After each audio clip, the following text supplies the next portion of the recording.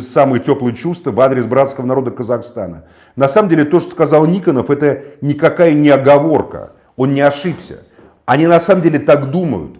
Либеральные империалисты, они полагают на самом деле, что они самые крутые и самые сильные, потому что у них ядерное оружие, у них деньги, Центробанк там и так далее, ВТБ, Сбер.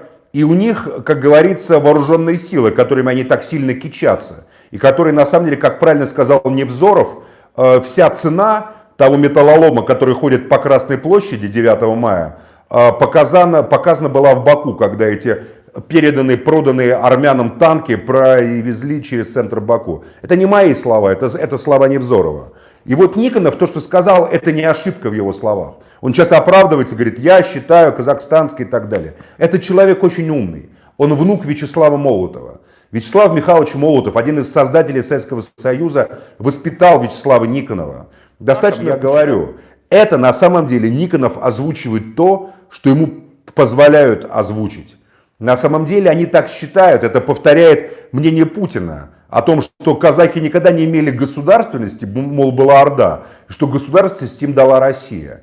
Это, конечно, наглая просто ложь и полная чушь. Тут надо просто разъяснить, это не такой простой вопрос. Когда мы говорим «государство», само по себе мы не отвечаем ни на какие вопросы. Говорить голосами Никонова «мы вам подарили Казахстан» или голосом Путина.